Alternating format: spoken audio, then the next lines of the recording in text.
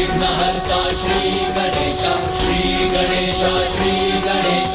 मेरे पावन प्रेम, मेरे अतुलित स्नेह, मेरे संपूर्ण समर्पण का अपमान करने के लिए मैं श्राप दूंगी आपको। मैं श्राप दूंगी आपको। यदि मेरा कृष्ण प्रेम सत्य है तो आपको केवल अपना ब्रह्मचर्य ही भंग नहीं करना होगा, अपितु एक नहीं 2 विवाह करने होंगे। ये श्राप है तुलसी का। 2 विवाह करने होंगे। ये श्राप है तुलसी का।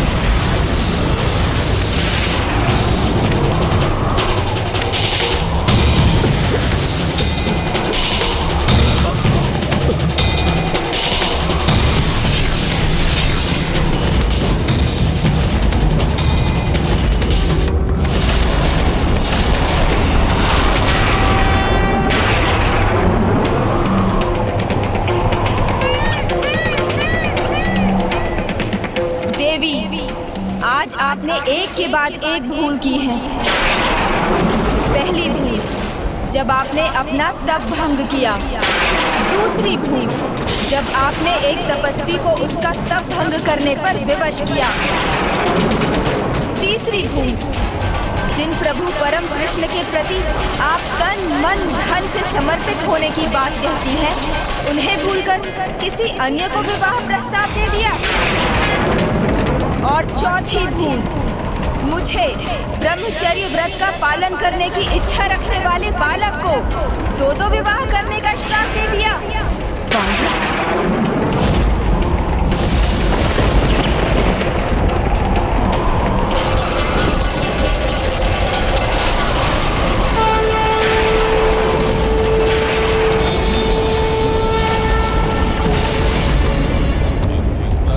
आपका प्रभु श्री कृष्ण प्रेम भले ही सच्चा हो, किंतु आपके मन की चंचलता एक विकार का रूप लेकर आपके प्रभु प्रेम पर हावी हो गई देवी। अन्यथा आप अपने मन पर नियंत्रण रख पाती और आपको मेरा वास्तविक रूप दिखाई देता, वो नहीं जो आप देखना चाहती थी। और आप मुझे देखते ही पहचान जाती कि मैं कौन हूँ।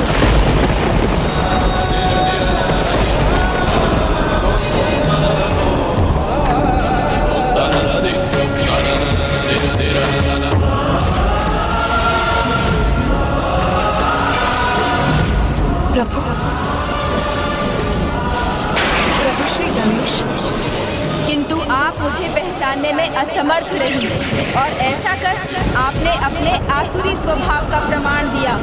आपका मेरे अर्थात गणेश पूजा में कोई स्थान नहीं होगा।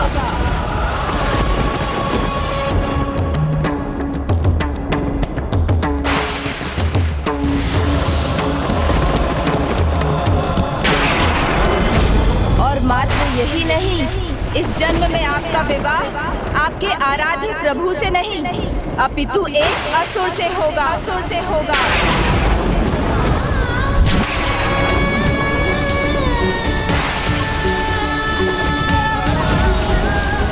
मैं तुम्हें श्राप देती हूँ कि तुम भूलोक पर मानव रूप में जन्म लोगी और तुम्हारा विवाह एक असुर से होगा। चंचल स्वभाव की अधिकता भ्रमित कर देती है, लक्ष्य से भटकने पर विवश कर देती है। तब तो मन को बहुत स्थिर रखना होगा पुत्री, अन्यथा तुम इस लक्ष्य को कभी भी प्राप्त नहीं कर पाओगे। भूल हुई मुझसे, बहुत बड़ी भूल। मेरी चंचलता के कारण ये क्या कर बैठी मैं।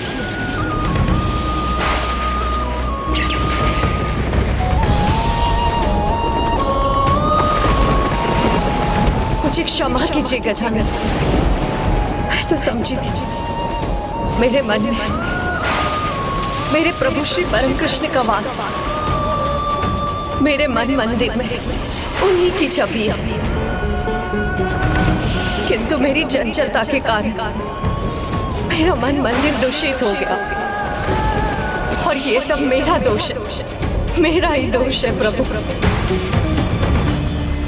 अब आपसे श्रापित हुए मैं प्रभु श्री परम कृष्ण के साथ से वंचित हो जाऊंगी तो मेरे जीवन का क्या लाभ प्रभु। प्रभु आप मुझ पर कृपा कीजिए, आप मुझे कोई और दंड दे दीजिए, मैं सह लूंगी। किंतु ये श्राप लौटा लीजिए आप। देवी, ना आपका श्राप लौट सकता है ना मेरा। इसलिए इस जन्म में तो आपकी यही नियति है कि आपका विवाह उसी से होगा जिसने असुर कुल में जन्म लिया होगा। नहीं प्रभु, किसी अन्य से विवाह उसकी तो कल्पना मात्र असंख्य मृत्यु के समान है। दंड स्वरूप मैं आपको अपने जीवन की एक एक श्वास न्योछावर करती हूँ। हे परम कृपालु पार्वती नंदन गणेश जी, फूल स्वीकारने पर तो आप असुरों पर भी कृपा करते हैं, तो अब मुझ पर भी कृपा कीजिए प्रभु।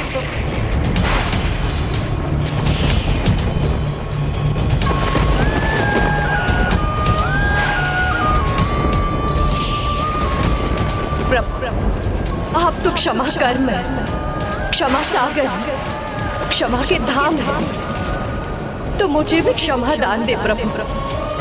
मुझे अपनी भूल सुधारने का एक अवसर प्रदान करे प्रभु।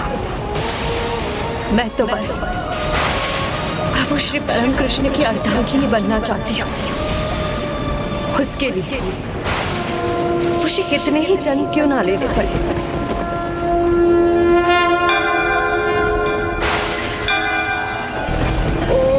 वक्रतुंडेक गणपते वर वरद सर्व जन्म में वशमाने नमः।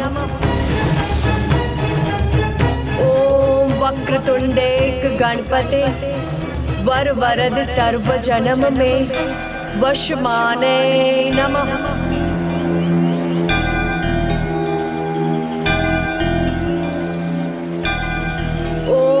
वक्रतुंडेक गणपते वर वरद सर्व जन्म में वशमाने नमः।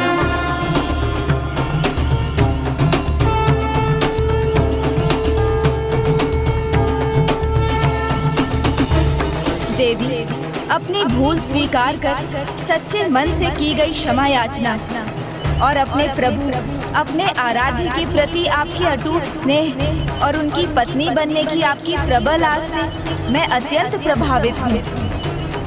किंतु तब भी अपने शाप को रोकना मेरे लिए संभव नहीं।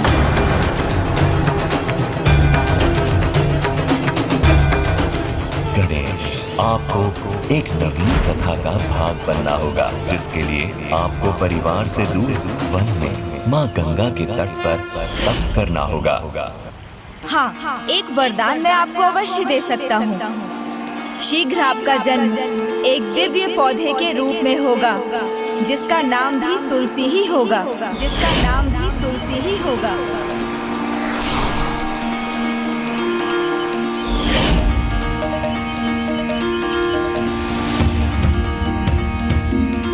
प्रभु की कोई लीला अकारण नहीं होती। मैं समझ गया प्रभु, आपकी इस लीला के पीछे जगत कल्याण का बड़ा उद्देश्य है।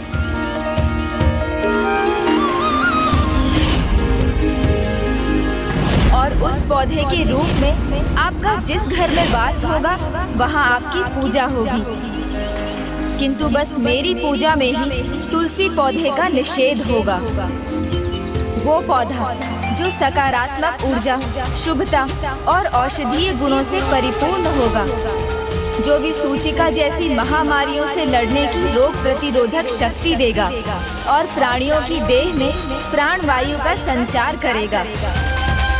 और उस दिव्य पौधे के रूप में आप पर आपके प्रभु, आपके आराध्य की कृपा भी होगी। देवी तुलसी, आप इस दिव्य पौधे के रूप में प्रभु श्री कृष्ण के शालीग्राम रूप की अर्धांगिनी बनने का सौभाग्य प्राप्त करेंगी।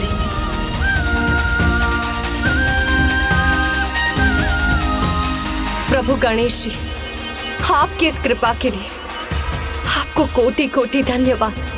किंतु सर्वप्रथम श्राप के प्रभाववश आपको एक असुर की पत्नी बन पूर्ण श्रद्धा से पतिव्रत धर्म का पालन करना होगा। और इसके भी पूर्व अपनी भूल को सुधारने के लिए आपको अपने अपूर्ण तप को संपन्न करना होगा। और वो तभी पूर्ण होगा जब कोई आपके पास विवाह का प्रस्ताव लेकर आएगा, जिस प्रकार आप मेरे पास आई थी। मैं समझ गई प्रभु, तो मुझे आज्ञा दीजिए, ताकि इस जन्म में तो नहीं किंतु अगले जन्म में मैं प्रभु श्री परम कृष्ण को पाने के लिए अपनी तपस्या कर सकूं। कल्याण हो, आपका तप सफल हो। धन्यवाद प्रभु।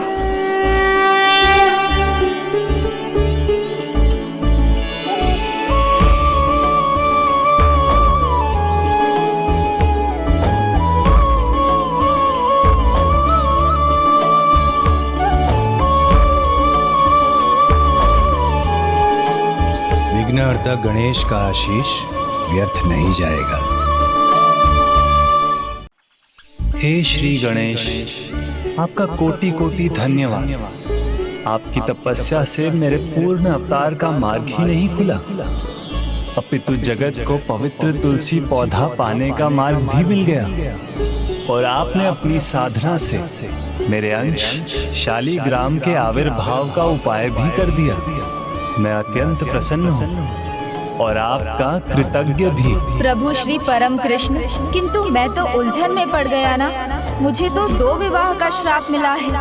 तप का फल तो मिलना ही था, और कदाचित जो श्राप आपको मिला है वो भविष्य में सभी का वरदान बनेगा। हाँ प्रभु, किंतु भविष्य तो तभी अच्छा होगा जब हम अपने वर्तमान को सुंदर बनाएंगे। इसलिए मुझे वर्तमान को देखना है, और वर्तमान में संपूर्ण कैलाश मेरे विवाह की चर्चाओं से गूंज रहा होगा। आज मैं अत्यंत प्रसन्न हूँ। गणेश का विवाह भले ही उसे मिले श्राप के कारण नियत हुआ हो, किंतु एक बात तो तय है, अब वो अपने विवाह को नकार नहीं सकता। और जहाँ तक बात है श्राप की, ये सभी श्राप प्रत्यक्ष या अप्रत्यक्ष रूप में सभी के लिए शुभता का कारण ही बनेंगे।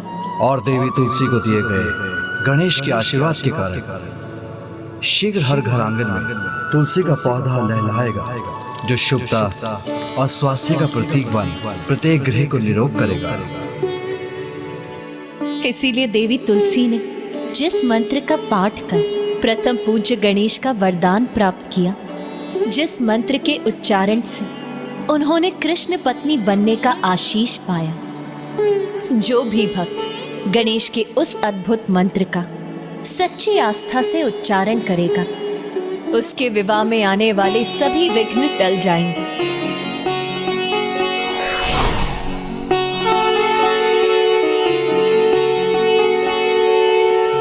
जय गणेश जय गणेश जय गणेश देवा, माता जाकी पार्वती पिता महादेवा।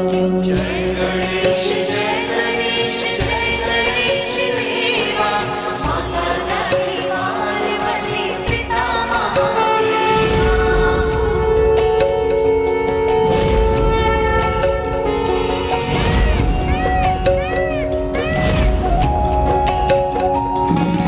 तुलसी हर दिशा दिशा कृष्ण पुकारे, गजानन को कृष्ण समझ एकटक निहारे। क्या को क्या दिखलाए प्रेम मन धीरा, कंचन को कांच समझे कांच को हीरा।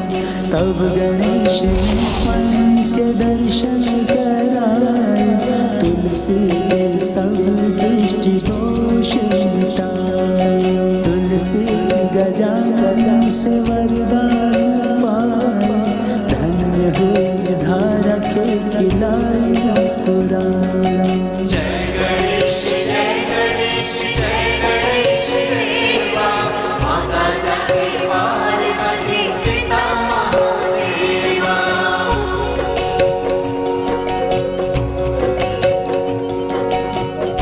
हे विघ्नहर्ता, आपके तो स्मरण मात्र से सारे विघ्न टल जाते हैं। प्रभु, मेरा प्रणाम स्वीकार कीजिए और मेरे इस तप को निर्विघ्न संपन्न होने का आशीर्वाद दीजिए। ओम गं गणपते नमः।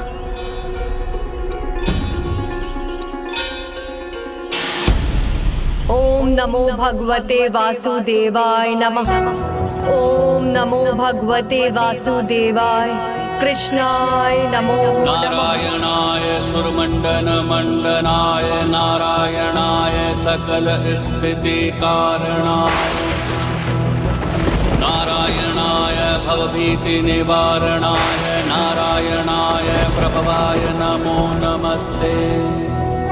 नारायण नारायण। प्रभु, जब देवी तुलसी ने अपने तप के पूर्व ही विघ्नहर्ता श्री गणेश का स्मरण कर ही लिया है, तो अब तो मुझे नहीं लगता है कि उनके तप में कोई बाधा आएगी। सफल होगा अवश्य। देखिए ना, कितने निर्विघ्न रूप से वो अपना तप कर रही है। ओम नमो भगवते वासुदेवाय कृष्णाय नमो नमः। जिस चंचलता के कारण इनके तप में बाधा आई थी, वो चंचलता अब बाधा नहीं है। आपको पूर्ण विश्वास है ना देवर्षि?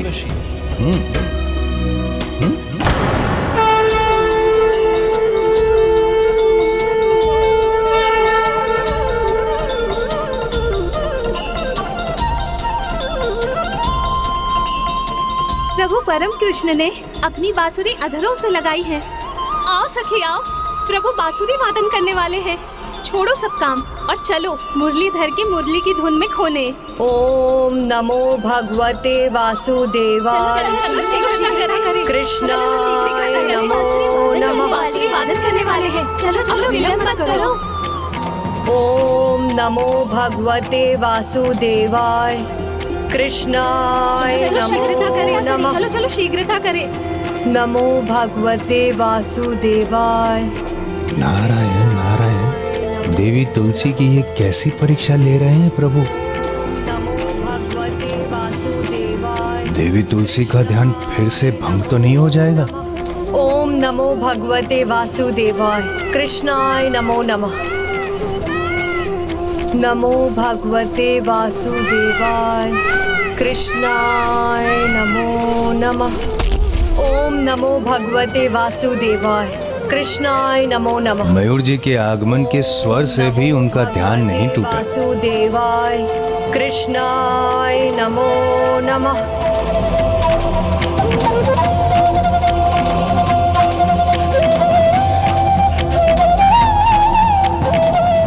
ओम नमो भगवते वासुदेवाय कृष्णाय नमो नमः। मेरा विश्वास उचित ही था। इस बार देवी तुलसी का ध्यान कदापि भंग नहीं होगा।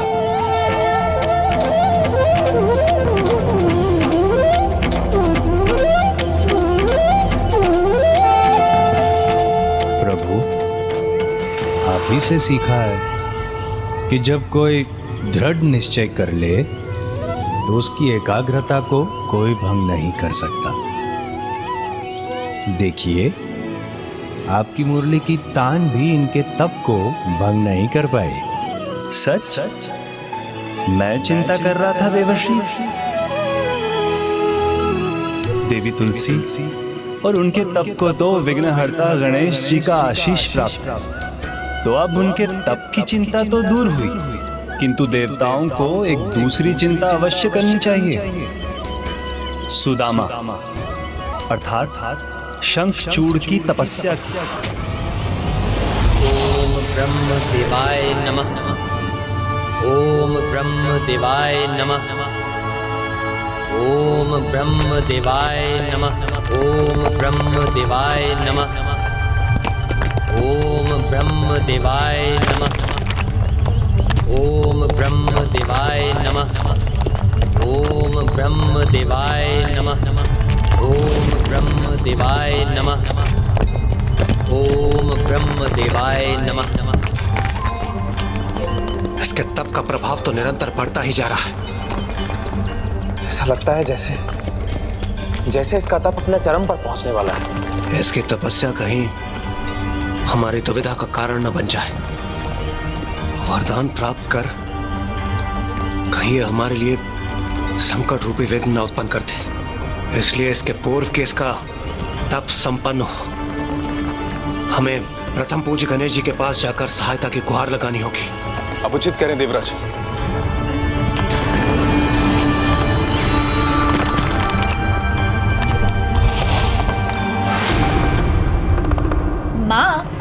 समाचार शुभ हो तो आनंद कितना बढ़ जाता है ना। हाँ माँ, अब तो आपका आनंद अपने चरम पर होगा। आपको 2 पुत्र वधुओं का सुख जो प्राप्त होगा। तब तो हमें सभी प्रबंध आरंभ कर देने चाहिए। माता, आप ही समझाइए ना भाभी माओ को। एक बालक का भी कहीं विवाह होता है। मेरे विवाह में अभी बहुत समय है। उचित कह रहा है मेरा पुत्र। अब पुत्र गणेश के विवाह की बात कोई नहीं छेड़ेगा। किंतु पुत्र, भाभीियों को इतना अधिकार तो है कि वो तुम्हारे विवाह के लिए सुयोग कन्या तो ढूंढना आरंभ कर ही सकती हैं। और जब कन्याएं मिल जाएंगी तभी विवाह होगा। माता, अब आप भी उनकी ओर से ही बोल रही हैं। तो लगता है विघ्नहर्ता स्वयं विघ्न में उलझ गए। विघ्न तो हम देवताओं पर आने वाला है। बहुत भारी संकट सामने।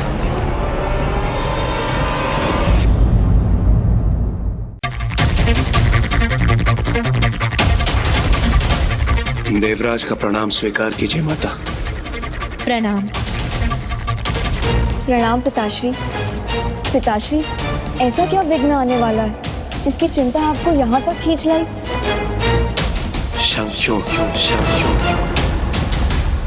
ओम ब्रह्म देवाय नमः। ओम ब्रह्म देवाय नमः। शंखचूर्ण प्रभु ब्रह्मदेव की कड़ी तपस्या कर रहा है, जिससे वो उनसे मनचाहा वरदान प्राप्त कर सके। उसे उसके तप की शक्ति और भी शक्तिशाली बना देगी। उसके पश्चात हमें उसका वर्चस्व स्वीकार करने के लिए विवश होना पड़ेगा। उसका वध करना तो दूर, हम उसे पराजित भी नहीं कर सकते।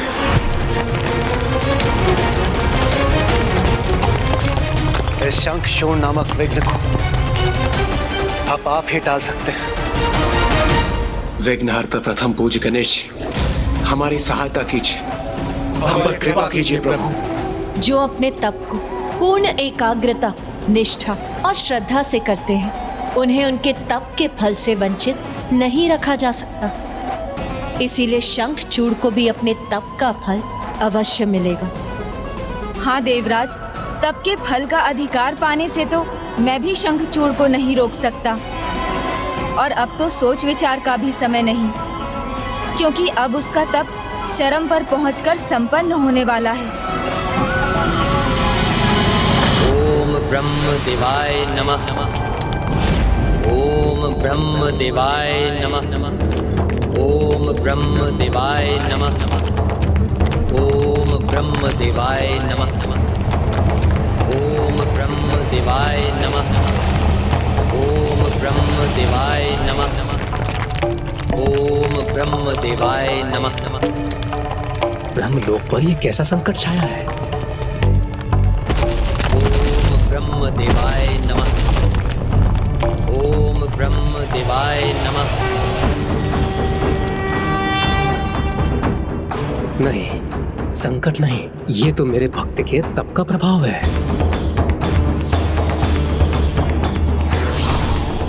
जो अति सुंदर है, सर्वथा अद्भुत है।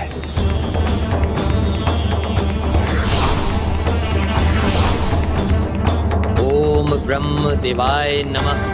आंखें खोलो पुत्र शंखचूड़।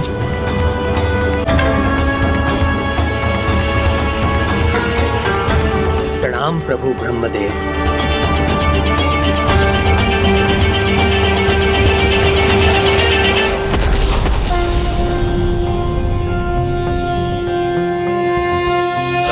भवन्तु सुखिनः। पुत्र शंखचूड़, मैं तुम्हारी तपस्या से बहुत प्रसन्न हूँ और मैं तुम्हें 3 वरदान देना चाहता हूँ। मांगो, जो कुछ भी तुम मांगना चाहते हो मांगो।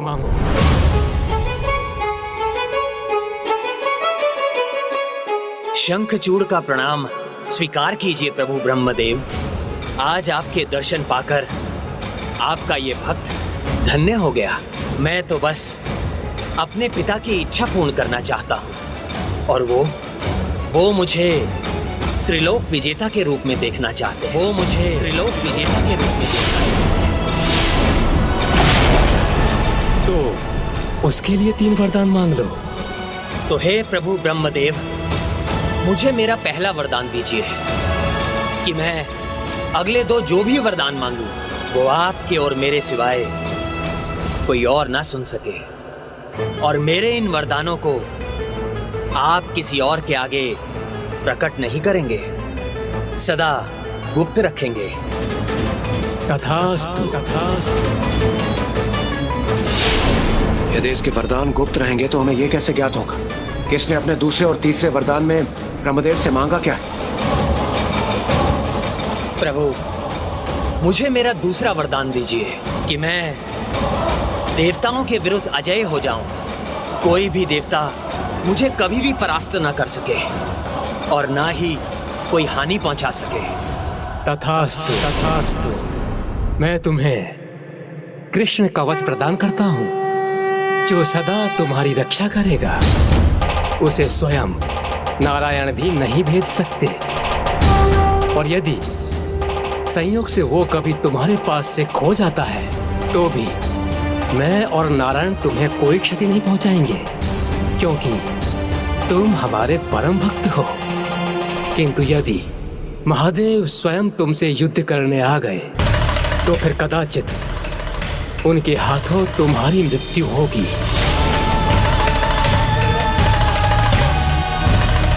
आपने मुझे 3 वरदान देने का वचन दिया है ब्रह्मदेव, और अभी तीसरा वरदान शेष है। हाँ पुत्र, मांगो। तीसरे वरदान में तुम क्या चाहते हो?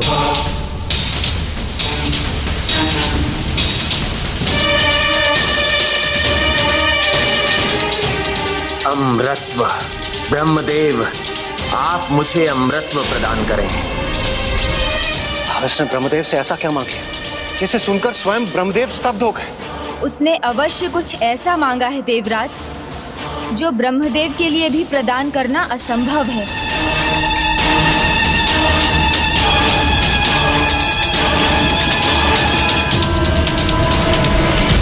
पुत्र शंखचूड़, ये असंभव है। इसके अतिरिक्त तुम कुछ और मांग लो। प्रभु, व्यक्ति वही मांगता है जिसकी उसे आवश्यकता होती है, और आप ही ने कहा है कि मेरी मृत्यु मात्र महादेव के हाथों ही संभव है। उसके अनुसार जो मेरे लिए आवश्यक है वही मांग रहा हूं। जिसका जन्म हुआ है उसकी मृत्यु भी होगी।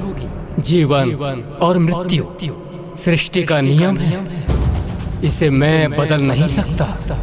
ये वरदान देना मेरे लिए असंभव है। ये नियम और धर्म के विरुद्ध है। धर्म के विरुद्ध तो आपके द्वारा आपके वचनों से पलटना भी है प्रभु। आपने मुझे 3 वरदान देने का वचन दिया है, और उसे पूरा करना आपका धर्म है। प्रभु, मुझे तो बस अमृतत्व चाहिए। यदि वो दे सकते हैं तो दीजिए, अन्यथा आप अपने वचन को भंग कर दीजिए। अपने वचन को भंग कर दीजिए। प्रत्यक्ष रूप से अमृतत्व देना तो मेरे लिए असंभव है पुत्र, किंतु मैं तुम्हें वरदान देता हूँ कि तुम्हारा विवाह एक पतिव्रता नारी से होगा, और जिस दिन तुम्हारा विवाह उससे होगा, मेरे दूसरे वरदान के अनुसार उसी दिन तुम्हें कृष्ण कवच प्राप्त होगा। पुत्र, जब तक कृष्ण कवच तुम्हारे पास रहेगा तुम अजय बने रहोगे, और मेरे तीसरे वरदान के अनुसार जब तक तुम्हारी पत्नी का पतिव्रत अटूट रहेगा तुम्हारे जीवन को कोई हानि नहीं पहुंचा सकता। इस प्रकार तुम अमर ही बने रहोगे। प्रभु, पुत्र, तुम्हारे तीनों वरदान तुम्हें प्राप्त हो चुके हैं, इसलिए अब तो कुछ नहीं मांग सकते।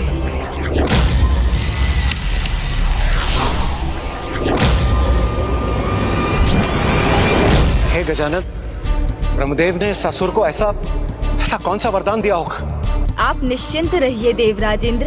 वरदान कोई भी हो, उसका लाभ तभी होगा जब कर्म अच्छे होंगे, क्योंकि कर्म अच्छे हो तो श्राप भी वरदान बन जाते हैं, और कर्म अच्छे ना हो तो वरदान भी श्राप में बदलकर काल को ही निमंत्रण देते हैं, मृत्यु का कारण बन जाते हैं।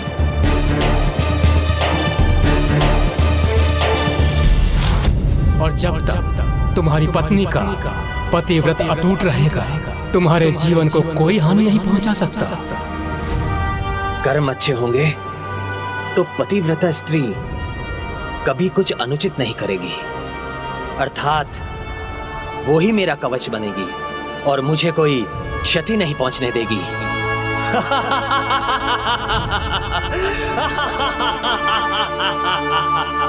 देवताओं, मैं शंखचूड़ अजय हो गया, अमर हो गया और अब तुम सब मेरे प्रहारों से बचने के लिए कवच का निर्माण कर लो, अन्यथा मेरा कवच तो सदा मेरे साथ रहेगा, सदा ही रहेगा।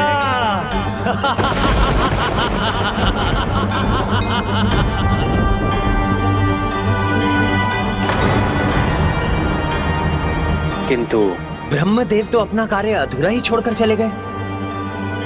उन्होंने ये तो बता दिया कि मेरा विवाह एक पतिव्रता स्त्री से होगा, किंतु उन्होंने मुझे ये नहीं बताया कि वो स्त्री मिलेगी कहाँ।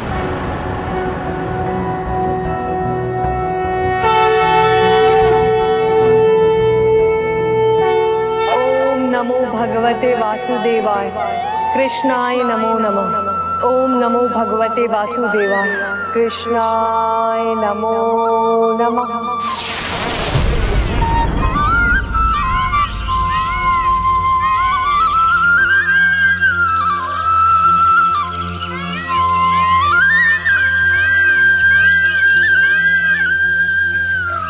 कदाचित तुलसी पौधे के आविर्भाव का दूसरा चरण संपन्न होने का समय आ गया।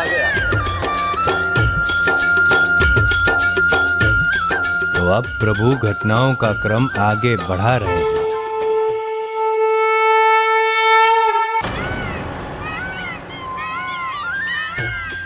कदाचित तुलसी पौधे के आविर्भाव का दूसरा चरण संपन्न होने का समय आ गया। तो अब प्रभु घटनाओं का क्रम आगे बढ़ा रहे हैं। इतना कठोर तप किया और अब योग्य कन्या को ढूंढने का कार्य भी स्वयं मुझे ही करना होगा।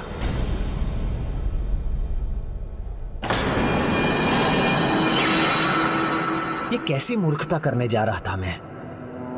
शुभ कार्य का आरंभ तो विघ्नहर्ता श्री गणेश के आशीर्वाद के साथ ही करना चाहिए, तो मैं भी वही करूंगा। वक्रतुंड महाकाय सूर्यकोटि समप्रभा निर्विघ्नं कुरु मे देव सर्वकार्येषु सर्वदा।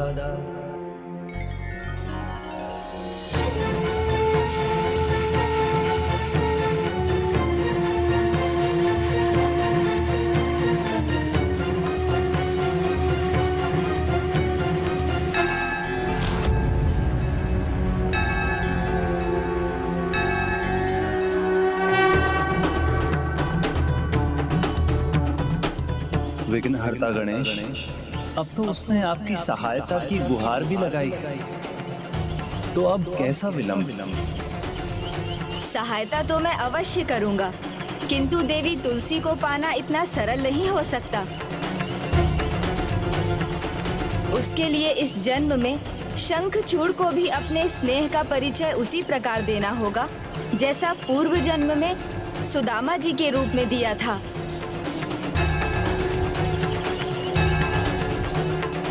हे प्रभु गणेश जी, कहाँ किस दिशा में जाऊं? ये संकेत देने की कृपा कीजिए।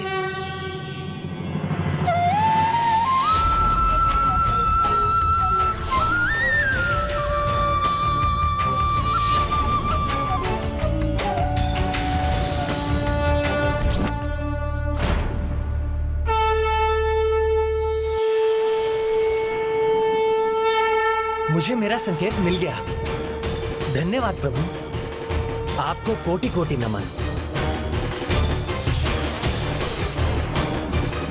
मुझे अवश्य ही इसी दिशा में आगे बढ़ना चाहिए।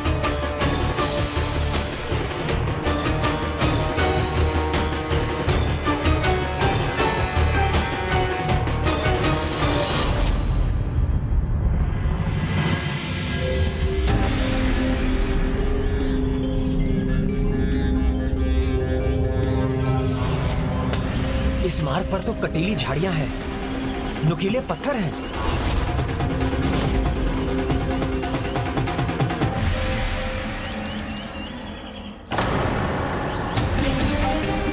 किंतु जब जीवन में कुछ बड़ा करना हो तो ऐसी बाधाओं को तो पार करना ही होता है, तभी सफलता प्राप्त होती है।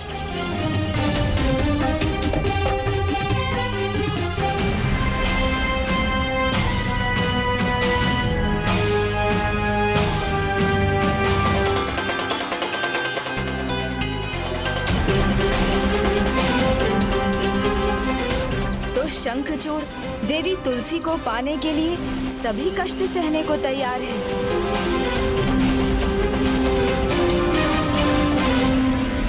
उस दिव्य आभा ने तो यहीं आने का संकेत दिया था, किंतु यहाँ तो कोई नहीं है। जय गणेश जय गणेश जय गणेश देवा माता पिताजी, वो अब वहाँ है। पिता महादेवा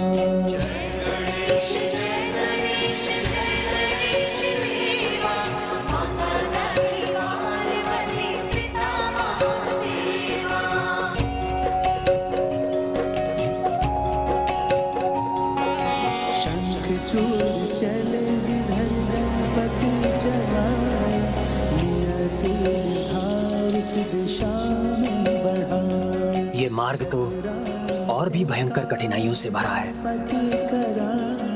जब कठिनाई भयंकर लगे तो समझो लक्ष्य निकट है, अर्थात मैं उचित मार्ग पर हूँ।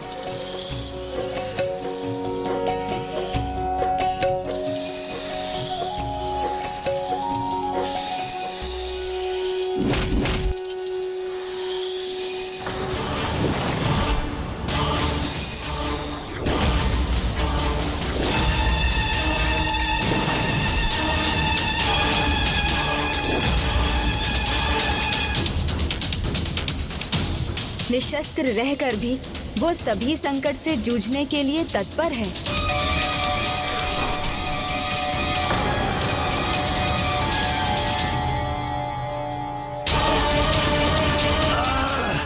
ये कैसा परिहास हो रहा है मेरे साथ? क्या कोई मुझे भ्रमित करने का प्रयास कर रहा है?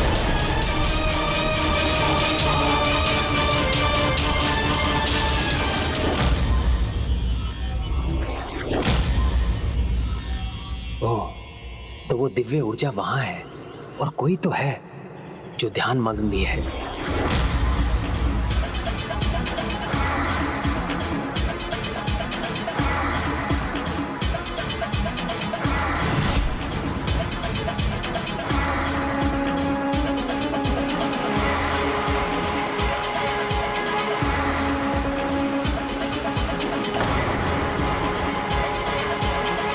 इस नदी का जल तो अत्यंत शीतल है, किंतु जल की शीतलता से मैं अपने निश्चय से पलटने वाला नहीं हूं।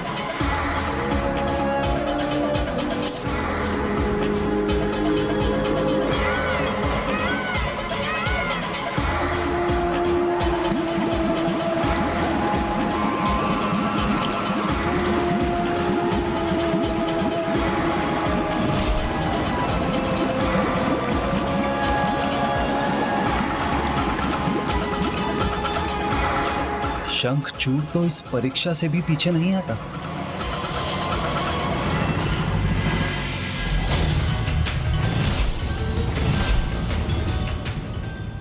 तो क्या ये भी मेरा भ्रम ही था?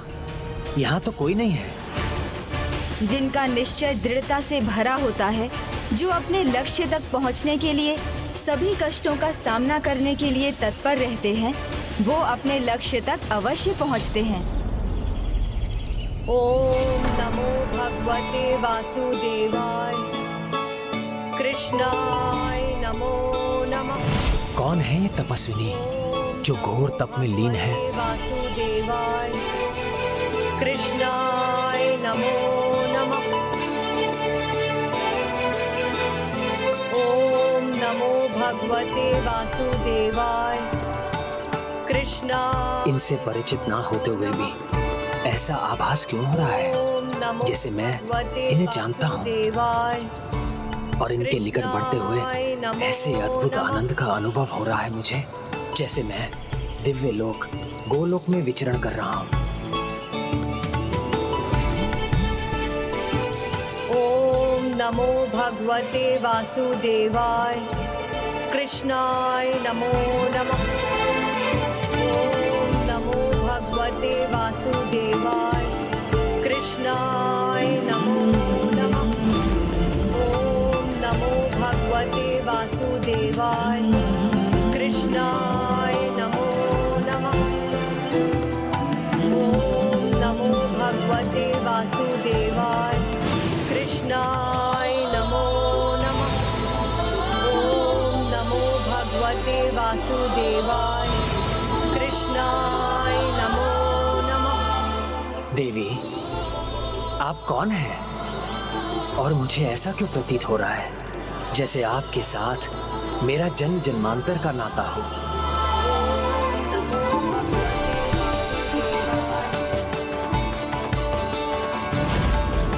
हे देवी तपस्विनी, आपसे अटूट संबंध का आभास ये मेरा भ्रम नहीं हो सकता।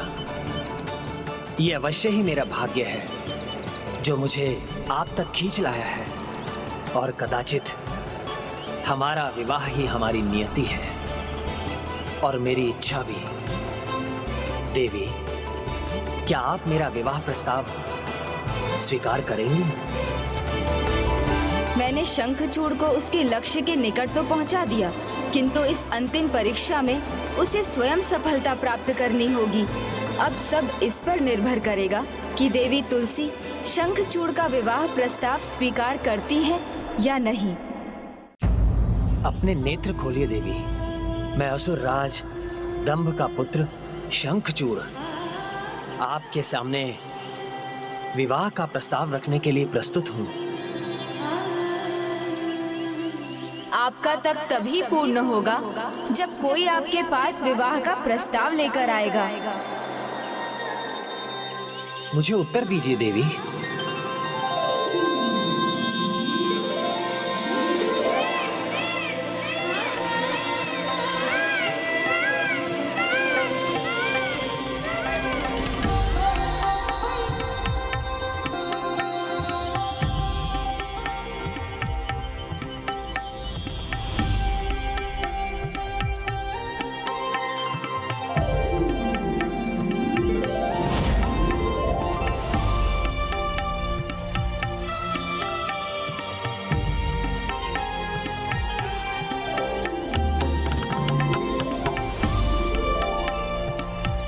इन देवी को देखकर तनिक भी ऐसा नहीं लग रहा कि जैसे आज मैंने पहली बार इन्हें देखा है। कुछ तो है, कहीं पूर्व काल का।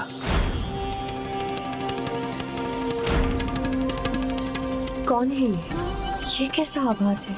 क्या मैं इन्हें पहले से जानती हूँ?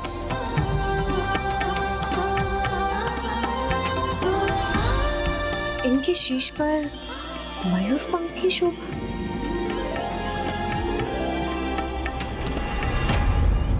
शीश पर मयूर पंख और गले में माला पहन लेने से ना कोई प्रभु श्री परम कृष्ण बन सकता है और ना ही मेरे मन मंदिर में मेरे आराध्य का स्थान ले सकता है। आपने उचित कहा देवी। मैं प्रभु श्री परम कृष्ण नहीं और ना ही हो सकता हूँ, किंतु मैं उन जैसा बनने का प्रयास कहाँ कर रहा हूँ। मैं तो बस इतना चाहता हूँ कि वैसा बनूं कि तुम्हारे मन को भा जाऊं तुलसी।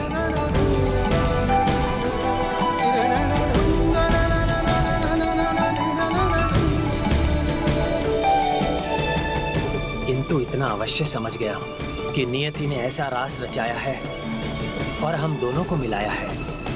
देवी, प्रकृति और नियति के संकेत को समझिए और मेरा विवाह प्रस्ताव स्वीकार कीजिए। नारायण नारायण। स्वार्थ सिद्धि की भावना लेकर चलने वाले शंखचूड़ के मन में भी देवी तुलसी को देखकर पावन स्नेह की भावना जाग उठी है, जिससे इस जन्म में वो अछूता था ना प्रभु। देखिए ना, अब तो वो अपनी रक्षा के लिए भी देवी तुलसी का लाभ उठाने का विचार भूल गया है। हाँ देवर्षि, अब अपने पूर्व के पुण्य कर्मों से प्रेरित होकर उसके मन में एक ही विचार, वो सच्चे मन से अपना निस्वार्थ स्नेह देवी तुलसी को समर्पित करना चाहता है, उनका सम्मान करते हुए उनके साथ रहना चाहता है। मैं आपसे विवाह क्यों करूं? भीतर बाहर से जो सुंदरता का सागर हो, जिसे बस निहारते जाने का ही मन करे। देवी, आपका ये मधुर स्वर, आपकी ये दिव्य छवि देखकर मुझे ये आभास हो रहा है कि आपका और मेरा नाता पूर्व जन्म का है। मेरा नाता तो बस मेरे प्रभु श्री परम कृष्ण से है। नारायण नारायण। देवी तुलसी सब कुछ भूल चुकी है, किंतु यदि कोई स्मृति शेष है तो केवल आपकी। प्रभु वो अब भी केवल आपके प्रति निष्ठावान है, आपके प्रति केवल समर्पित है। तो क्या शंखचूड़ का प्रस्ताव स्वीकार करेगी?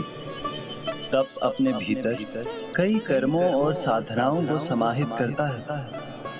तप केवल कायाकल्प ही नहीं, अपितु वाणी, आचरण और वाचन को भी निर्मल और शुद्ध बना देता है।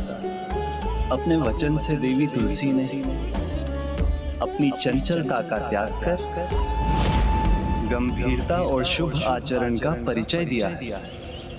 हे देवी, मैं राक्षस राज दंभ का पुत्र शंखचूड़ आपसे विवाह का प्रस्ताव रख चुका हूं और आपके उत्तर की प्रतीक्षा में हूं। कहिए देवी, क्या है आपके मन में? जिसका रोम रोम कृष्णमय हो, जिसके भीतर बाहर श्री परम कृष्ण ही हो, वो किसी और का विवाह प्रस्ताव कैसे स्वीकार कर सकती है? कहीं आपके संकोच का कारण ये तो नहीं कि मैं एक असुर पुत्र हूं और आपके समान तपस्विनी स्त्री एक असुर पुत्र से विवाह करने का निर्णय कैसे ले सकती है? तो मैं भी आपको श्राप देता हूँ। इस जन्म में आपका विवाह आपके आराध्य प्रभु से नहीं, अपितु एक असुर से होगा।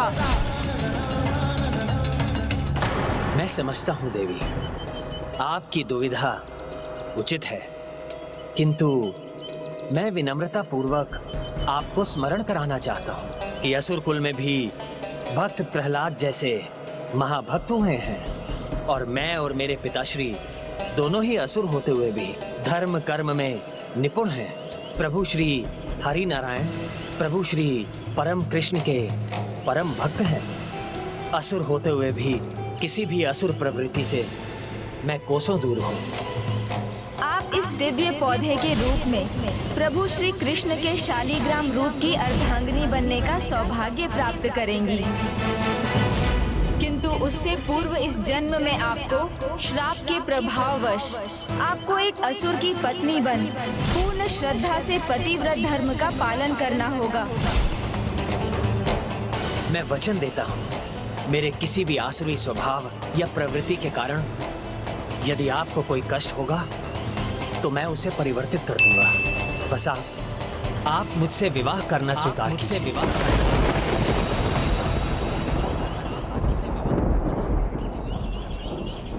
मुझे स्वीकार, मुझे स्वीकार, मुझे स्वीकार।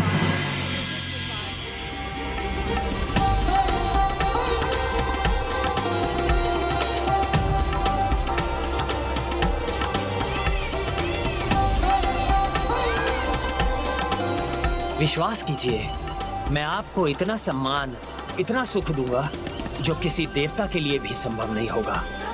आपको कोई कमी नहीं होने दूंगा। आप मेरा विवाह प्रस्ताव स्वीकार कीजिए। मैं आपका प्रस्ताव स्वीकार कर चुकी हूँ। मैं महाराज धर्मध्वज की पुत्री तुलसी आपसे विवाह के लिए तैयार हूँ।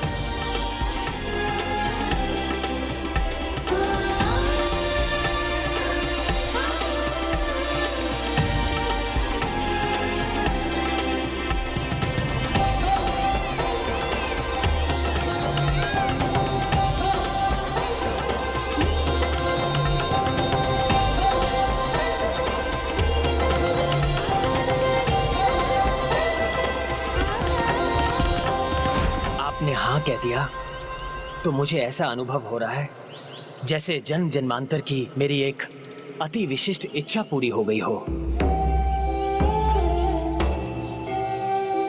और राधा ने तुम्हें जो श्राप दिया है सुदामा, वो तुम्हारे लिए भी वरदान ही होगा।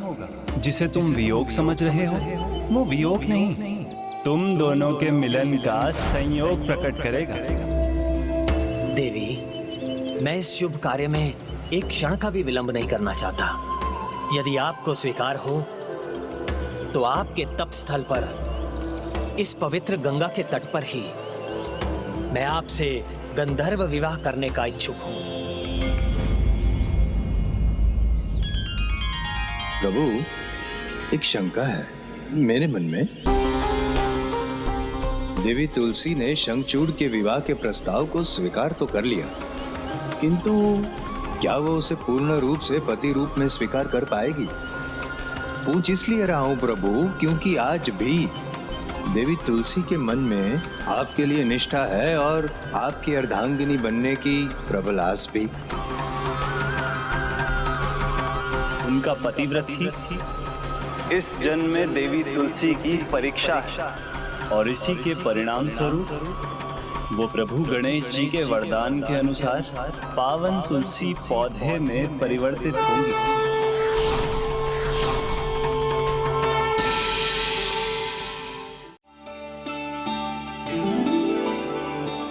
देवी, आप यहाँ विश्राम कीजिए। मैं अभी गया और विवाह के लिए वरमाला तैयार कर अभी आया।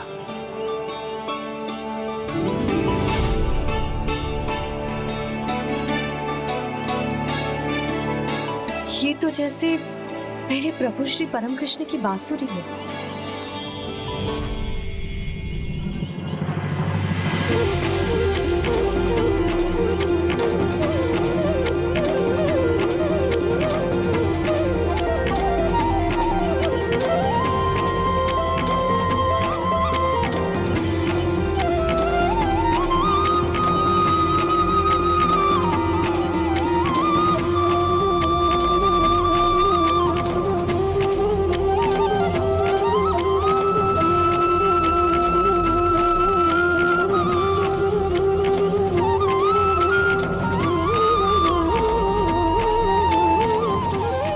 यही स्थान है। उन्हें कहाँ लेकर जा रही हो तुम? उनका स्थान और कहीं नहीं, मेरे साथ ही है और वो मेरे साथ ही रहेंगे सदा सदा के लिए। एक दिन ना स्वयं प्रभु मेरे पास आएंगे। तब भी एक ऐसा मार्ग है जिस पर चलकर मनुष्य कुछ भी प्राप्त कर सकता है। प्रभु, मेरी वास्तविक तपस्या तो अब आरंभ होगी। प्रभु, मेरे हृदय में तो बस आपका ही स्थान था, किंतु मैं भी आपके हृदय में वास कर सकूं। उसके लिए मुझे अपने हृदय से आपकी अर्धांगिनी बनने की इच्छा को त्याग कर शंखचूड़ को अपने पति के रूप में हृदय में बसाना होगा। तभी मैं अपने पतिव्रत धर्म का पालन कर सकती हूँ। और शंखचूड़ से विवाह के उपरांत आपका और मेरा संबंध केवल भक्त और भगवान का संबंध होगा। प्रभु,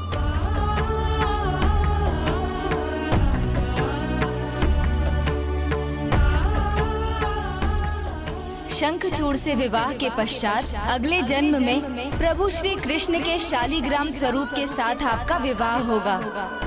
और मुझे आशीर्वाद दीजिए प्रभु कि अगले जन्म में मुझे आपका ही सानिध्य पाने का सौभाग्य मिले। अगले जन्म में अवश्य ही आपको ये सौभाग्य प्राप्त होगा। ये आपको मेरा आशीष।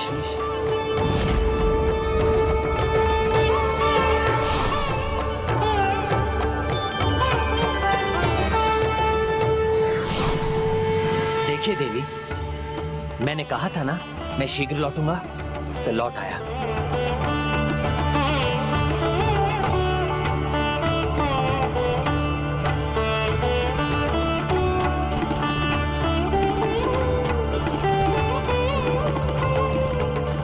ये लीजिए देवी।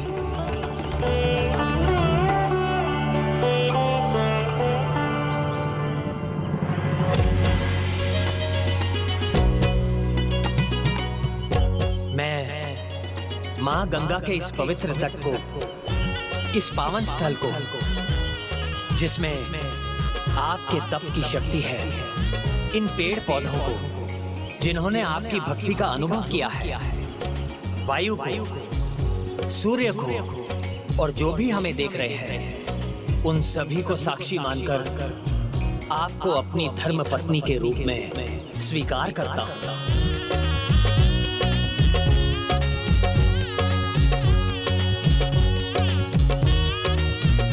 मैं भी अपने प्रभु श्री परम कृष्ण की भक्ति और उनके प्रति अपनी आस्था को साक्षी मानकर आपको अपने पति के रूप में स्वीकार करती हूं।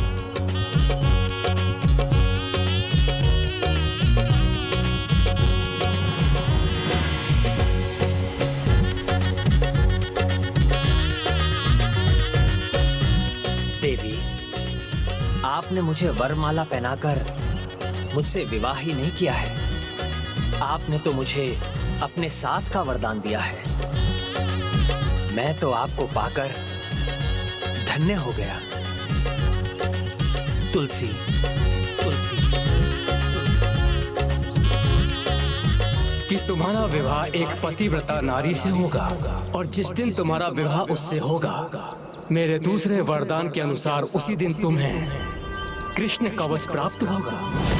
अब वो समय आ गया है जब कृष्ण कवच प्रदान करने का वरदान फलीभूत होगा।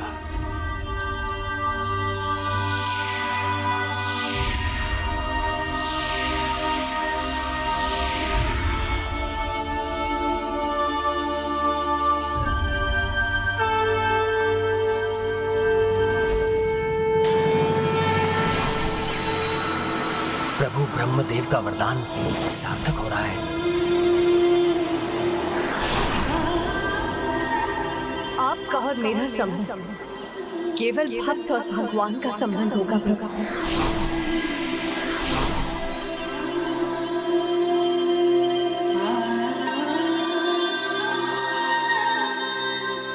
अद्भुत, आपने मेरे लिए इतने सुंदर उपहार की रचना की है। स्वामी, क्या आपको ये भा रहा है? अवश्य, अति सुंदर है। मैं इसे पाकर अत्यंत प्रसन्न होऊंगा।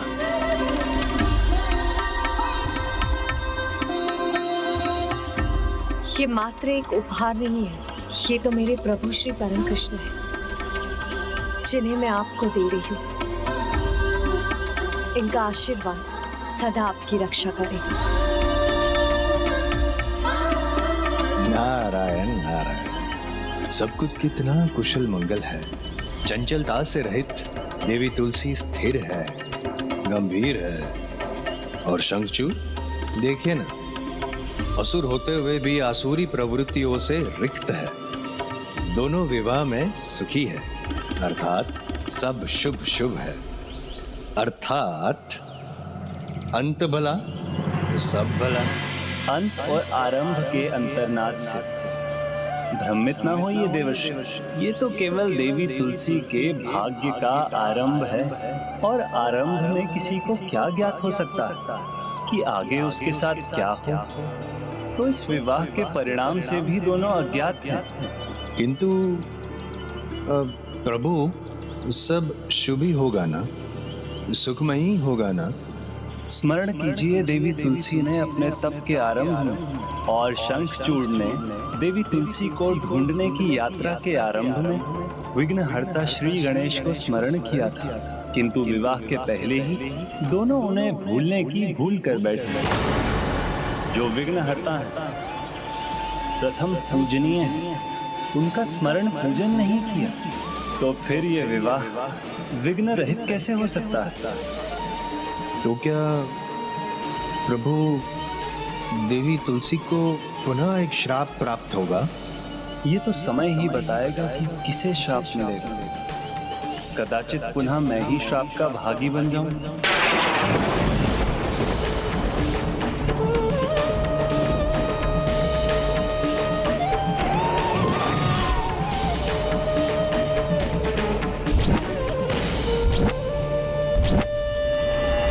शंखचूड़ की जय, युवराज शंखचूड़ की जय, युवराज शंखचूड़ की जय, युवराज शंखचूड़ की जय, युवराज शंखचूड़ की जय।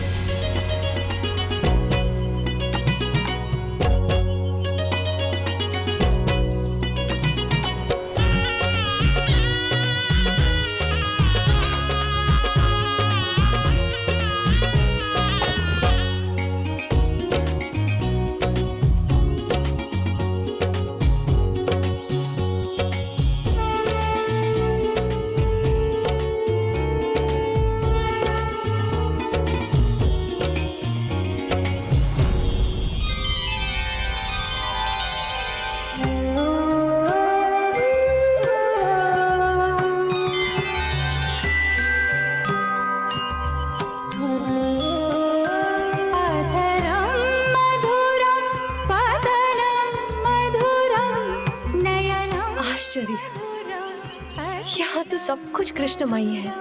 यहाँ तो चारों ओर मेरे प्रभु कृष्ण ही कृष्ण है।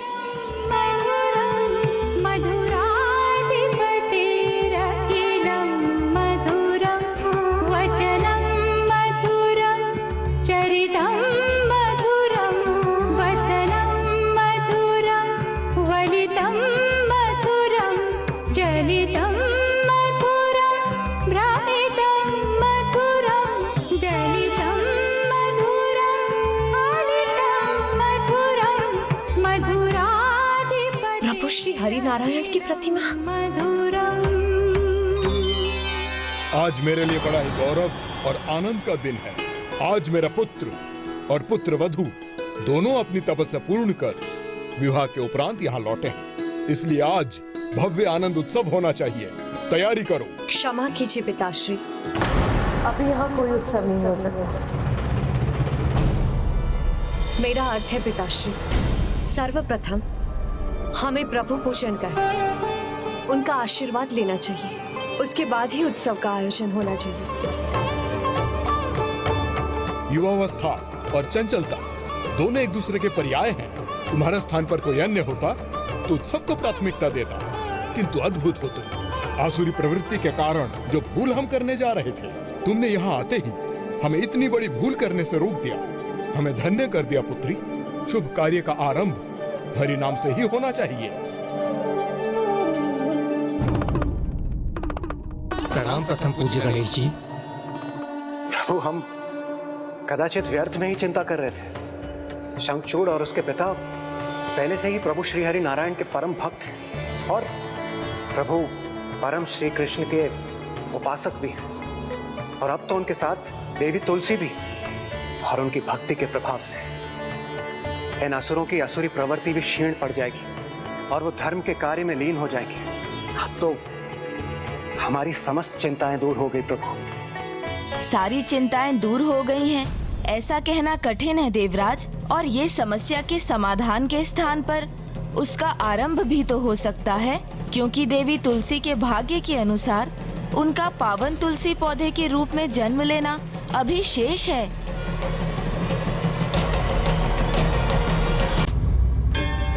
ओम नमो भगवते वासुदेवाय कृष्णाय नमो नमः। ओम नमो भगवते वासुदेवाय कृष्णाय नमो नमः।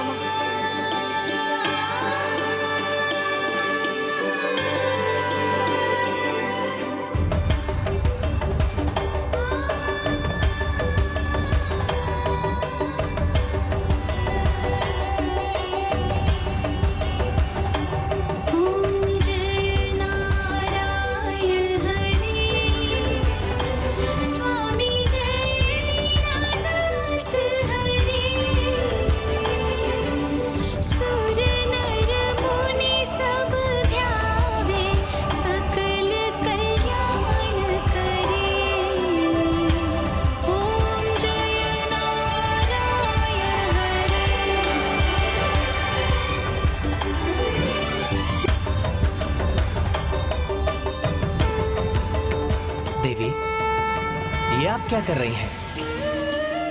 एक असुर की आरती उतार रही हैं? असुर नहीं स्वामी, जब मैं आपको देखती हूँ तो मुझे आप में एक प्रखर बुद्धि संपन्न महाविद्वान दिखाई देते हैं, जो बड़ी कुशलता से अपनी प्रजा का नेतृत्व करने में समर्थ है। मुझे एक तेजस्वी राजपुत्र दिखाई देते हैं, जो अपने तेज का विस्तार कर महानतम राज्य स्थापित कर सकते हैं।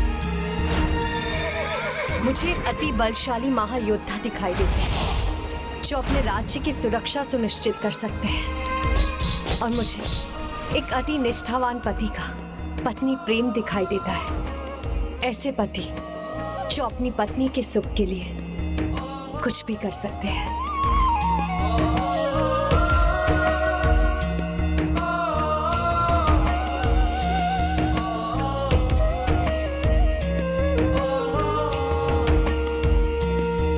इसीलिए ऐसे पति परमेश्वर की पूजा करना अनुचित नहीं। पति का परमेश्वर होना तो पत्नी की परमेश्वरी शक्ति से ही संभव है। देवी, आपकी शक्ति मुझे समर्थ बनाती है, मुझे पूर्णता प्रदान करती है, मुझे वो सब करने को प्रेरित करती है जो आपने कहा। इसलिए मैं भी आपके भीतर वास करने वाली उस परमेश्वरी शक्ति के सामने नतमस्तक होकर उसे प्रणाम करता हूं।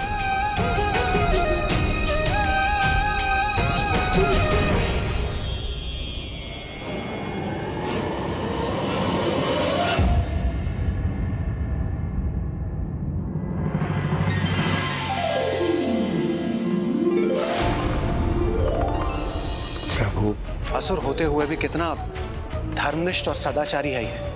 ऐसा परम श्री कृष्ण का भक्त कहां किसी को कोई हानि पहुंचा सकता है। इसलिए देवलोक को इससे कहां कोई संकट है। प्रभु, आप उचित कह रहे हैं देवराज। देवराज, वो पूर्व जन्म में भी कृष्ण भक्त था और इस जन्म में भी है, किंतु इस जन्म में तो आप देवताओं के प्रति उसके मन में शत्रुता का भाव ही संभव है, और शत्रु शांत भी हो तो भी उसके प्रति असावधानी का परिणाम विनाश ही होता है।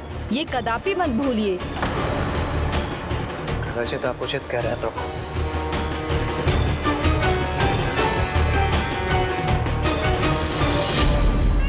नारायण नारायण। प्रभु, यदि शंखचूड़ का आचरण ऐसा ही रहा तो ब्रह्मांड के इतिहास में जन्म लेने वाला शंखचूड़ श्रेष्ठतम असुर होगा। जिसका जैसा स्वभाव होता है वो समय आने पर अवश्य दिखाई देता है। असुर है तो उसका आसुरी स्वभाव भी तो दिखाई देगा।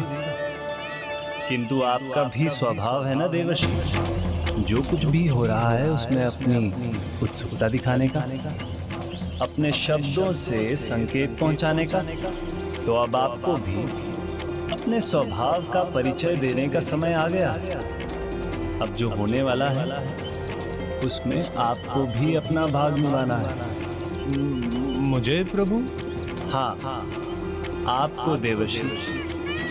अब तक आप जो देवी तुलसी के साथ हो रहा था उसी का ध्यान रख रहे थे, किंतु अब ध्यान रखना ही नहीं, उसके आगे भी कुछ करना है। और उसके लिए आपको असुर गुरु शुक्राचार्य के पास जाना होगा।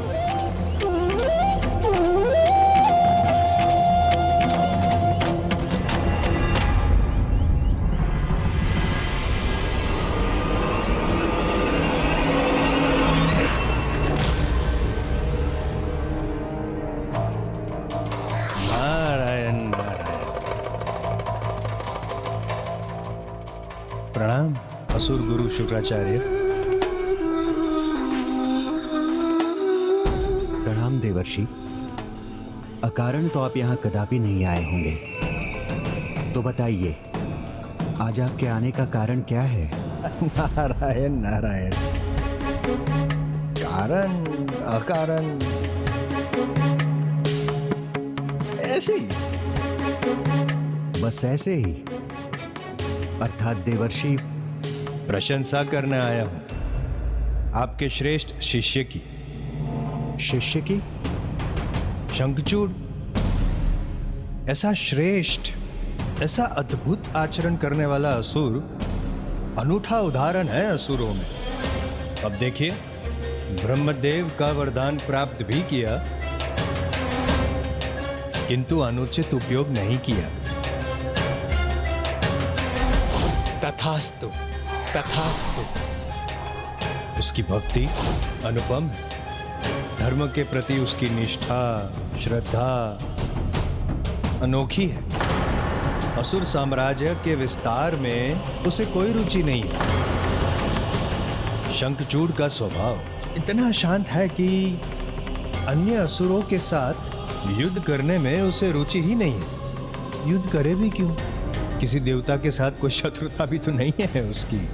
यदि ऐसा ही स्वभाव, ऐसा ही आचरण रहा शंखचूड़ का, तो असुर कुल का तो उद्धार हो जाएगा, और फिर आपको तो असुरों की चिंता करने की आवश्यकता ही नहीं पड़ेगी। नारायण नारायण। अद्भुत।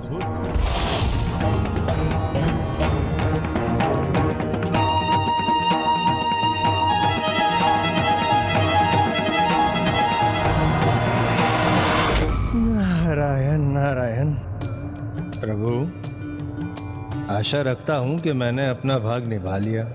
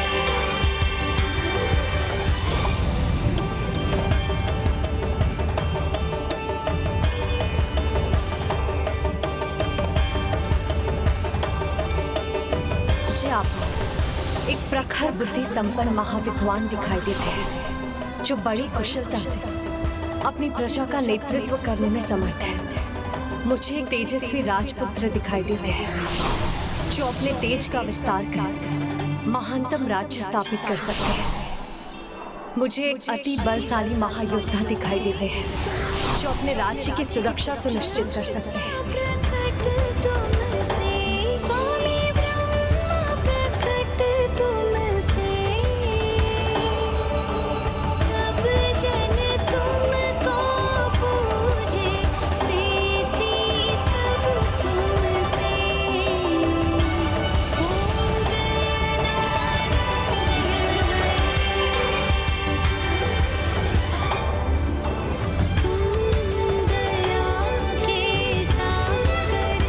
पुत्र, मेरे विचार से इतना भार पर्याप्त है। पिताश्री, जो पर्याप्त है उससे आगे बढ़ने वाला ही अपनी शक्ति की सीमा से आगे बढ़ना सीखता है, और मेरी भुजाएं तो कहीं अधिक शक्तिशाली हैं। पिताश्री, इसमें एक भार चक्र और जोड़ दीजिए। ऐसी शक्तिशाली भुजाओं का क्या लाभ जब उन्हें भीख मांगने के लिए ही ओपनिंग हो।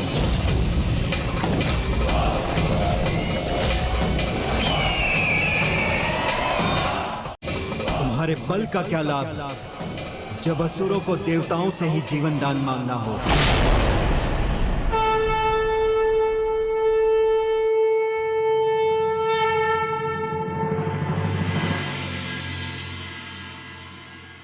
प्रणाम असुर गुरु। प्रणाम असुर गुरु। कायरों से सम्मान की आशा नहीं करता। मैं असुर गुरु शुक्राचार्य शंखचूड़ यहाँ पराक्रम दिखाने से अच्छा है मूषकों के भांति पृथ्वी के भीतर जाकर छुप जाओ। मूषकों के भांति पृथ्वी के भीतर जाकर छुप जाओ। ये अस्त्र शस्त्र जिनसे व्यायाम कर तुम अपना मनोरंजन कर रहे हो, उन्हें पिघला दो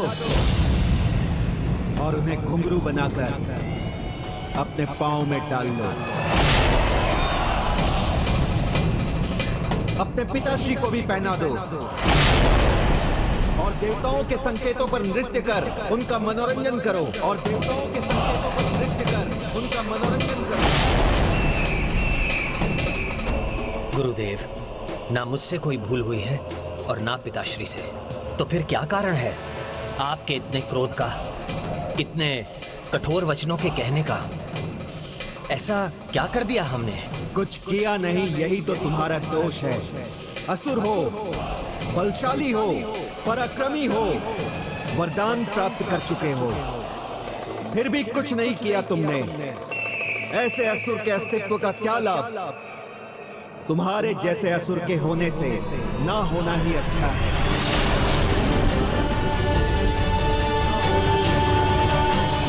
इस प्रकार के व्यर्थ जीवन से तो तुम्हारी मृत्यु हुई उचित है। बस गुरुदेव, बस बस गुरुदेव, बस।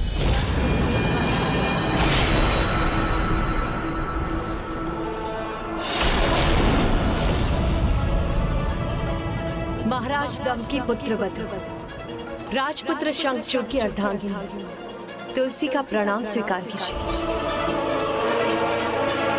और ये भी सुनिए, इन भुजाओं को आप भिक्षा के लिए उठाने की बात कर रहे हैं। स्वामी की इन भुजाओं में इतना बल है कि वो संसार के सभी योद्धाओं को अपने बल से झुका दे और समस्त सृष्टि की बेड़ियां बनकर उन्हें बांध ले। जिन्हें आप कायर पुकार रहे हैं वो अपने पराक्रम का परिचय दे, तो महानतम से महानतम योद्धा के अस्त्र शस्त्र भी मात्र मनोरंजन की सामग्री बनकर रह जाए। जिन पांवों में आप घुंघरू बांधकर मनोरंजन के लिए थिरकने की बात कर रहे हैं, स्वामी के ये पांव जहां पड़े वहां नृत्य का नहीं, वाद्य यंत्रों का नहीं, किंतु धरती के कंपित होने का नाद गुंजे। बस देवी तुलसी, बस।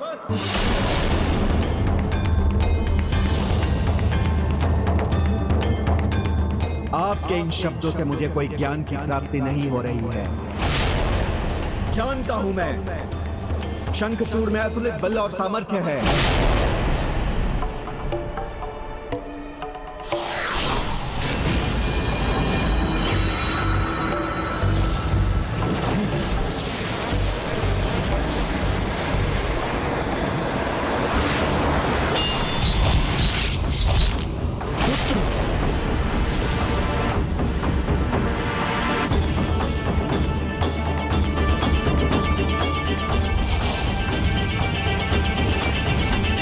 ऐसा बल, ऐसा सामर्थ्य व्यर्थ कर रहा है ये, तो क्या इसका जीवन व्यर्थ नहीं है?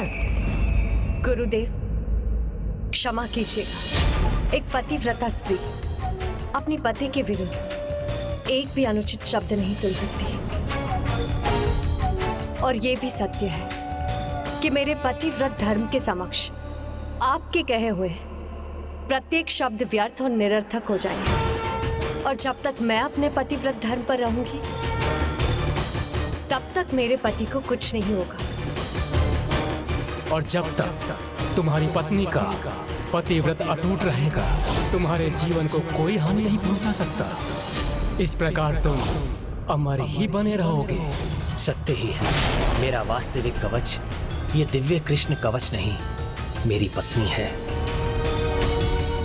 गुरुदेव आपका अपमान करो, इसकी तो मैं कल्पना भी नहीं कर सकती, किंतु मेरे समक्ष मेरे पति का अपमान, मेरे पतिव्रत धर्म का अपमान है, जो मेरे लिए असहनीय और आपके लिए अशोभनीय है। किंतु आप गुरु हैं, हम सब पर प्रथम आपका अधिकार है।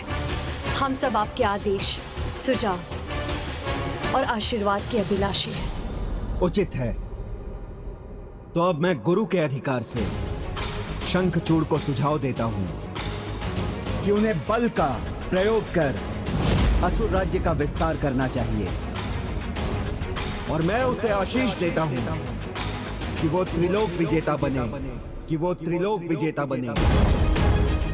और मैं आदेश देता हूं कि मेरे सुझाव पर चलने में तनिक भी विलंब ना करे। यदि आपके क्रोध का यही कारण है तो आप चिंता मत कीजिए गुरुदेव, मुझे विश्वास है शंखचूड़ हमें निराश नहीं करेगा।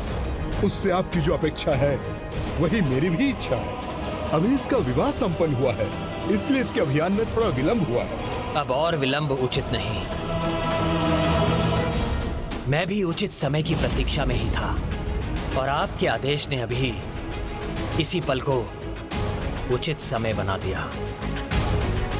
जब स्वयं ब्रह्मदेव के वरदान की शक्ति, पिता का आशीष और मेरी पत्नी के असीम पतिव्रत की शक्ति तथा गुरुदेव का मार्गदर्शन मेरे साथ हो, तो मेरे विजय अभियान के आरंभ को कौन रोक सकता है। मुझे विश्वास है कि अब मेरे त्रिलोक विजेता बनने में कोई बाधक नहीं बन सकता।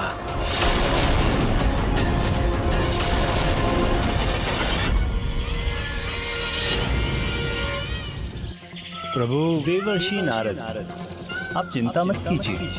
आप जो भी करते हैं सर्वप्रथम उसका प्रभाव ऐसा ही होता है जैसे सब कुछ स्थिर हो जाएगा। नारायण नारायण। ये क्या कह रहे हैं प्रभु? वही कह रहा हूँ जो सत्य है देवर्षि। आरंभ कैसा भी हो, आप जिस भी कार्य के लिए प्रेरित होते हैं उसके अंत में लोक कल्याण ही निहित होता है।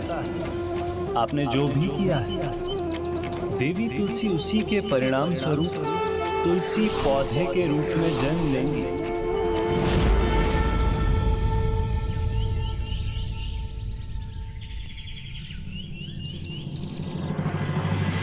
पुत्र जाओ और अपनी सेना के साथ भूलोक और पाताल लोक पर विजय प्राप्त करो। सेना की मुझे कोई आवश्यकता नहीं पिताश्री।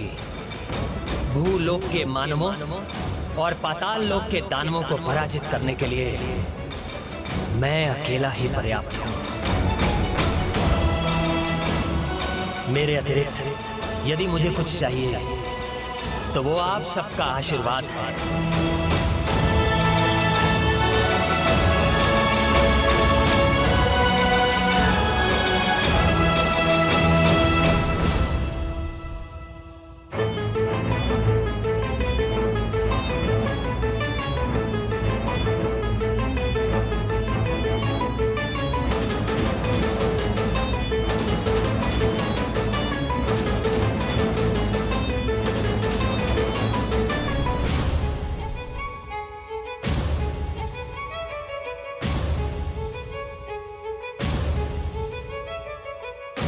स्वामी, आप कुछ भूल रहे हैं।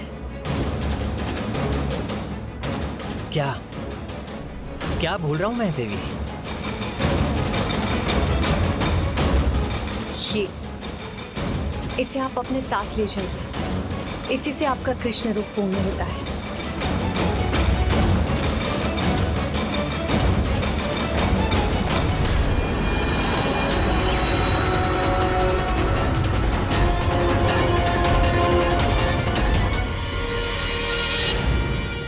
प्रिय, मुझे माता पिता और गुरु का आशीष तो प्राप्त हो गया, किंतु मेरी शक्ति का स्रोत आप हैं। यदि आप मेरे साथ रहेंगी तो विजय भी मेरे साथ होगी। आपके बिना मेरी विजय यात्रा अधूरी है। इसलिए मैं चाहता हूं कि आप भी मेरे साथ चलिए।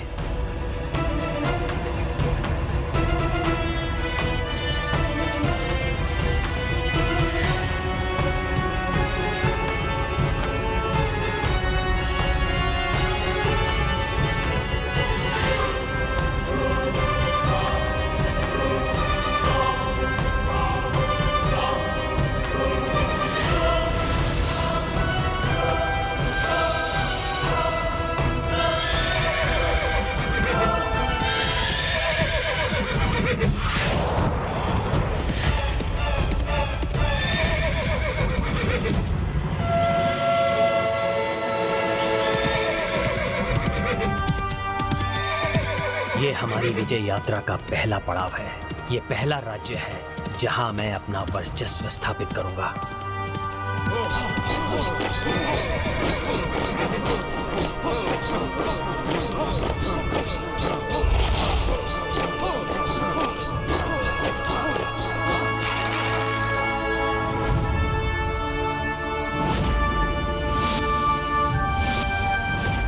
आप चिंता मत कीजिए देवी,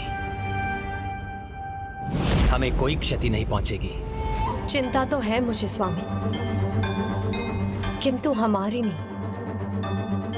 स्वामी, मेरे विचार से आपको दिव्य अस्त्रों की कोई आवश्यकता नहीं। प्रभु श्री परम कृष्ण की कृपा से इन सब के लिए आपकी बंसी ही पर्याप्त है।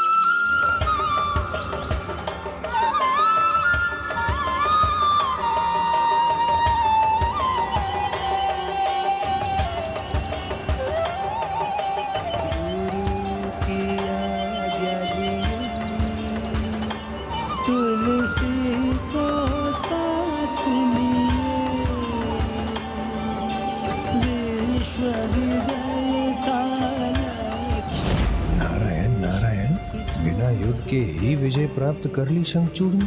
अद्भुत। भक्ति की शक्ति व्यक्ति को सबल बनाती है, किंतु कुछ मानव रूप में छिपे असुर इस भक्ति का दुरुपयोग करते हैं।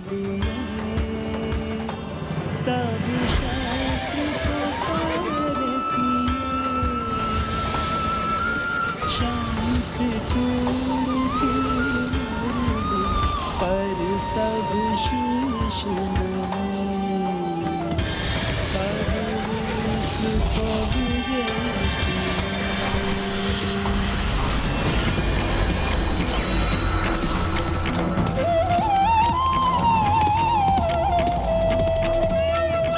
प्रभु, असुर, दानव, दैत्य, राक्षस, इन सब में शंखचूड़ ऐसा प्रथम योद्धा होगा जिसने बिना कोई अस्त्र शस्त्र उठाए, बिना किसी क्रूरता के, बिना किसी का वध किए समस्त विश्व पे विजय प्राप्त कर ली।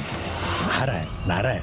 हाँ देवर्षि, किंतु शंखचूड़ से अधिक इसका श्रेय तो देवी तुलसी को जाता है, जिन्होंने नरसंहार नहीं होने दिया।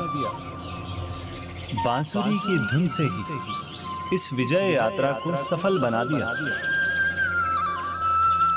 असुरराज शंखचूड़ जी की, असुरराज शंखचूड़ जी की, असुरराज शंखचूड़ जी की, शंखचूड़ जी की।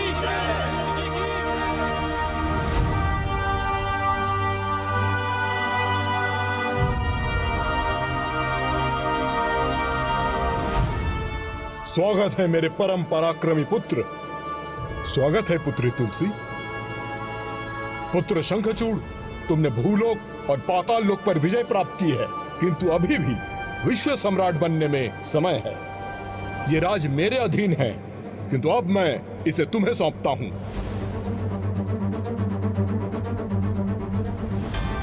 भूलोक और पाताल लोक अब दोनों मेरे अधीन हैं, तो अब स्वर्ग लोक ही शेष है। अब स्वर्ग पर अपना अधिकार स्थापित करने का समय आ गया है। अपने इस विजय अभियान से न केवल असुर जाति बल्कि असुर गुरु शुक्राचार्य का भी मान बढ़ाया है तुमने। मेरा आशीष सदा तुम्हारे साथ है और सदा तुम्हारे साथ रहेगा। किंतु ये भी सत्य है कि देवताओं को पराजित किए बिना तुम्हारी विजय यात्रा अधूरी है।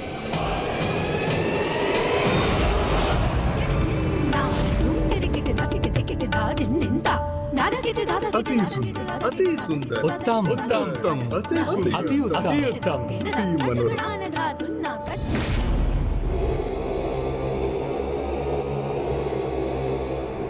क्या बात है प्रिय? आपके मुख पर चिंता की रेखा क्यों है? स्वामी, क्या यह आवश्यक है? क्या आपको देवताओं को पराजित करना ही होगा? मेरा अर्थ है, आप जो प्राप्त कर चुके हैं हमें उसी में संतुष्ट होना चाहिए।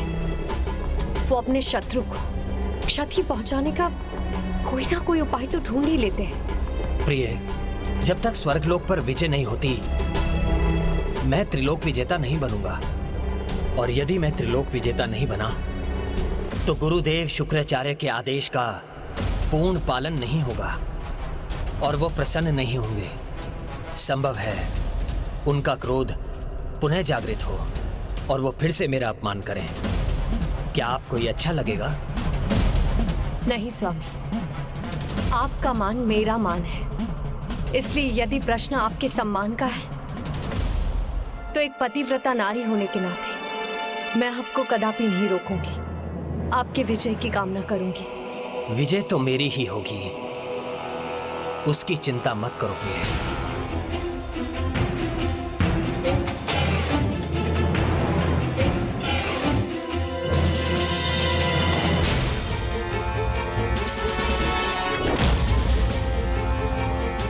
प्रभु श्री परम कृष्ण आप पर कृपा करें, आप अपने इस अभियान में सफल हो, यही कामना करूंगी।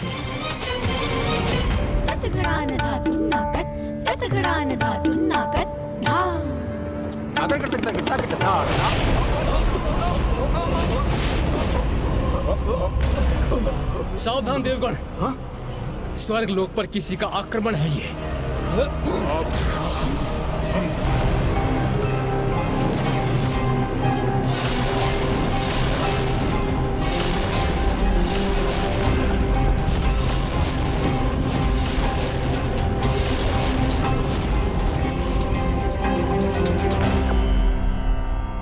शत्रु शांत भी हो तो भी उसके प्रति असावधानी का परिणाम विनाश ही होता है, ये कदापि मत भूलिए।